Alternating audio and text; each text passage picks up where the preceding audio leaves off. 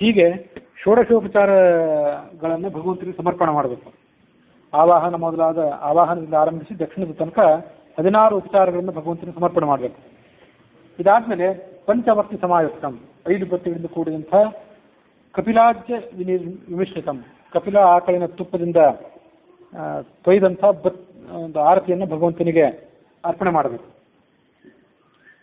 ಜಾತಿ ಅಂದರೆ ಜಾಜಿ, ಚಂಪಕ, ಮಂದಾರ, ಕೇತಕಿ ಅಂದರೆ ಕೇದಗೆ, ತುಳಸಿ, ದಮನ ಅಂದರೆ ದವನ ಅಂತಂತಲ್ಲ, ದವನ, ಮುನಿಕುಂದ, ಅನಂತ ಅನ್ನುವಂಥ ಕೆಲವು, ಹೀಗೆ 9 ಪುಷ್ಪಗಳಿಂದ ಮಂತ್ರ ಪುಷ್ಪವನ್ನು ಮಾಡಬೇಕು. ಎಲ್ಲ ಮಂಗಳಾರತಿ ಎಲ್ಲ ಆದ ಬಳಿಕ ಅದನ್ನು ಸ್ವೀಕಾರ ಮಾಡುವಂತ ಭಗವಂತನಿಗೆ ಅರ್ಪಣೆ ಮಾಡಬೇಕು. ಯಾವ್ಯಾವ ಪಾಪಗಳನ್ನು ಜನ್ಮಾಂತರದಲ್ಲಿ ನಾನು ಮಾಡಿದ್ನೋ ಅದೆಲ್ಲವೂ ಕೂಡ ನಾನು ನಿನಗೆ ಪ್ರದಕ್ಷಿಣೆ ಹಾಕುವ ಮೂಲಕ ಪರಿಹಾರವಾಗಲಿ ಅಂತ ಅವನಿಗೆ ಕೇಳಬೇಕು. ಸಾಷ್ಟಾಂಗ ನಮಸ್ಕಾರ ಅಂತಂತೀವಲ್ಲ, ಸಾಷ್ಟಾಂಗ ನಮಸ್ಕಾರ ಅಂದರೆ 8 ಅಂಗಗಳನ್ನು ನೆಲಕ್ಕೆ ಮುಟ್ಟಿಸಿ ನಮಸ್ಕಾರ ಮಾಡೋದು. ಅದು ಪುರಸ್ ಅಂದರೆ ಎದೆ, ಶಿರಸ್ಸಂದ್ರೆ ತಲೆ, ದೃಷ್ಟಿ ಅಂದರೆ ಕಣ್ಣು, ಮನಸ್ಸಂದ್ರೆ ಮನಸ್ಸು, ವಚಸ್ಸಂದ್ರೆ ವಾಣಿ, ಅದರ ಸ್ತೋತ್ರವನ್ನು ಹೇಳ್ತಿರ್ಬೇಕು. ಪದ್ಭ್ಯಾಮ್ ಕರಾಭ್ಯಾಮ್ ಜಾನುಭ್ಯಾಮ್, ಕೈಗಳನ್ನು ಮುಂಚೆ ಹಾಕಿರಬೇಕು, ಕಾಲುಗಳು ಕೂಡ ನೆಲಕ್ಕೆ ಹತ್ತಿರಬೇಕು, ಮತ್ತು ಜಾನುಭ್ಯಾಮ್ ಮೊಣಕಾಲುಗಳು ನೆಲಕ್ಕೆ ಹತ್ತಿರಬೇಕು. ಇದಕ್ಕೆ ಸಾಷ್ಟಾಂಗ ನಮಸ್ಕಾರ ಅಂತ ಕರೀತಾರೆ. ಅವನು ಭಗವಂತನ ಹೇಳಬೇಕು, ನನಗೆ ಆವಾಹನ ಗೊತ್ತಿಲ್ಲ, ವಿಸರ್ಜನೆ ಗೊತ್ತಿಲ್ಲ, ಪೂಜೆ ಅಂದ್ರೆ ಏನಂತೆ ಗೊತ್ತಿಲ್ಲ, ಕ್ಷಮಿಸು. ನನ್ನ ಪೂಜೆ ಏನಿದೆ ಇದು ಮಂತ್ರಹೀನ, ಮಂತ್ರ ಇದಕ್ಕೆ ಇಲ್ಲ, ಕ್ರಿಯೆಯೂ ಇಲ್ಲ, ಭಕ್ತಿ ಅಂತೂ ಇಲ್ಲವೇ ಇಲ್ಲ. ಆದರೂ ಈ ಪೂಜೆಯನ್ನು ಮಾಡಿದ್ದೇನೆ, ಸ್ವೀಕಾರ ಮಾಡುವಂತ ಅವನಿಗೆ ಹೇಳಿ ಕ್ಷಮಾಪಣೆಯನ್ನು ಕೇಳ್ಕೊಳ್ಬೇಕು. ಇದು ಯಾವಾಗಲೂ ಇಂಥ ಪೂಜೆಯನ್ನು ಮಾಡಬಹುದು. ನವಮ್ಯಾಂತಿ ವಿಶೇಷತಃ ನವಮಿ ದಿವಸ ಈ ಪೂಜೆಯನ್ನು ಮಾಡೋದೇನಿದೆ ಅದು ಹೆಚ್ಚು ವಿಶಿಷ್ಟ ಅಂತ ಅನಿಸ್ಕೋತದೆ. ಆಗ ಶಿಷ್ಯ ಕೇಳಿದ, ಗುರುಗಳೇ, ಮಂತ್ರ ಪುಷ್ಪ ಮಾಡುವಾಗ 9 ಪುಷ್ಪಗಳಿಂದ ಮಾಡಬೇಕು ಅಂತ ಹೇಳಿದ್ರಿ, ಆದರೆ ಈ ಹಿಂದೆ ನಿಮ್ಮ ಕಡೆಯಿಂದ ಅನೇಕ ಬಾರಿ ನಾನು ತತ್ವೋಪದೇಶವನ್ನು, ಪೂಜಾ ವಿಧಾನಗಳನ್ನೆಲ್ಲ ಕೇಳಿ ಬಲ್ಲೆ, ಅಲ್ಲಿ ಈ ಥರ 9 ಪುಷ್ಪಗಳಿಂದ ಮಾಡೋದನ್ನು ನೀವು ಹೇಳಲಿಲ್ಲ. ಈಗ ಮಾತ್ರ 9 ಪುಷ್ಪಗಳಿಂದ ಮಂತ್ರ ಪುಷ್ಪ ಮಾಡೋದನ್ನ ಹೇಳ್ತಾ ಇದ್ದೀರಿ, ಅದ್ರ ಬಗ್ಗೆ ವರ್ಣನೆ ಮಾಡಿ. ಆಗ ರಾಮದಾಸ ಗುರುಗಳು ಹೇಳಿದರು, ಒಳ್ಳೆ ಪ್ರಶ್ನೆ ಕೇಳಿದೆ.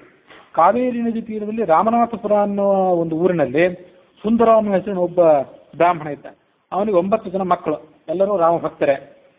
ಚಂದ್ರ, ಅತಿಚಂದ್ರ, ಚಂದ್ರಾಭ, ಚಂದ್ರಾಸ್ಯ, ಚಂದ್ರಶೇಖರ, ಚಂದ್ರಾಂಶು, ಜಿಕಚಂದ್ರ, ಚಂದ್ರಚೂಡ ಅಂತ 8ನೇವನು, ರಾಮಚಂದ್ರ ಅಂತ 9ನೇವನು. ಅವರು ಅಯೋಧ್ಯೆಯಲ್ಲಿ ಇರುವಂತಹ ರಾಮನನ್ನು ಭೇಟಿಯಾಗಬೇಕು ಅಂತ ಒಮ್ಮೆ ಹೊರಟರು. ಚೈತ್ರ ಮಾಸ ಇತ್ತಾವಾಗ ಸರಿಯೂ ನದಿ ತೀರಕ್ಕೆ ಬಂದರು.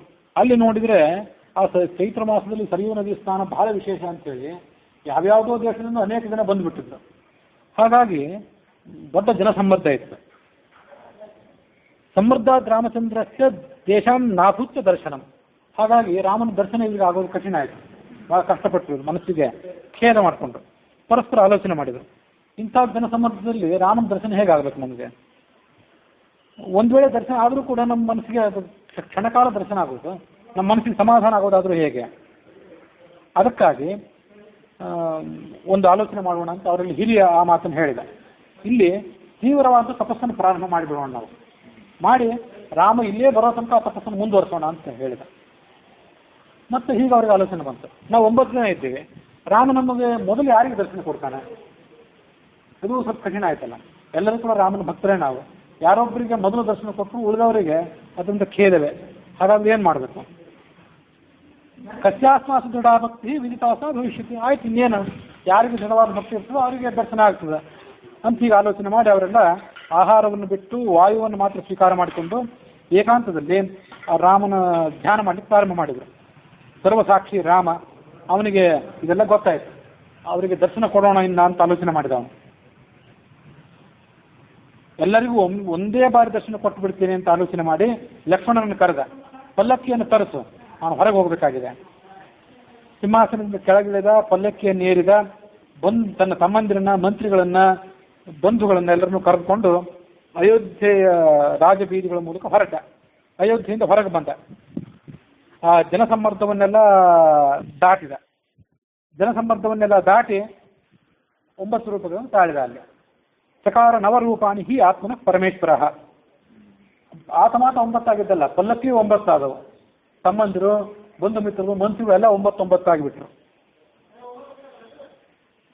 ಚಕಾರ ನವಧ ರಾಮ ತದಾ ಸ ಕ್ಷಣಮಾತ್ರತಃ ನಿರೀಕ್ಷಿತುಂ ಸಮಾಯಾತಃ ನಾತ್ಮಾನಂ ತಾನ್ ಜನಾನಪಿ ಚಕಾರನವಧ ರಾಮ ತದದ್ಭುತಮಿವಾಭವತ್. ದೊಡ್ಡ ಅದ್ಭುತ ಒಂದು ವಿದ್ಯಮಾನ ಅಲ್ಲಿ ಕಾಣಿಸ್ಕೊಳ್ತು. ಆ 9 ಜನ ಬ್ರಾಹ್ಮಣ ಪುತ್ರರು ಅಲ್ಲೇನು ತಪಸ್ಸು ಮಾಡ್ತಾ ಇದ್ರು, ಅವ್ರ ಎದುರಿಗೆ ಹೋದ.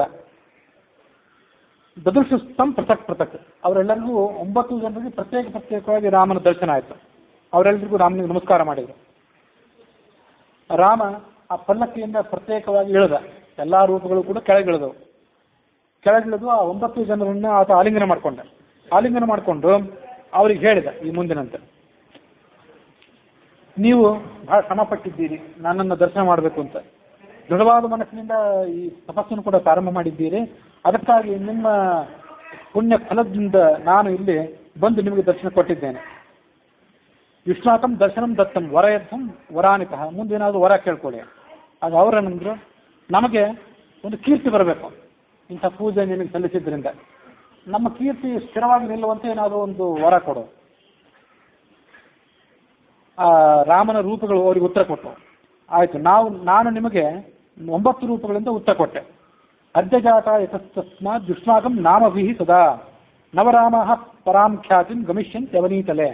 ನಿಮ್ಮ 9 ಜನರ ಪೂಜೆಯನ್ನು ಸಲ್ಲಿಸಿದ್ರಿಂದ ರಾಮನ 9 ರೂಪಗಳು ಈ ಲೋಕದಲ್ಲಿ ಪ್ರಖ್ಯಾತ ಆಗ್ತವೆ. ರಾಮನ 9 ರೂಪಗಳು ಪ್ರಖ್ಯಾತ ಆಗೋದು ಅಂದ್ರೆ ಏನು?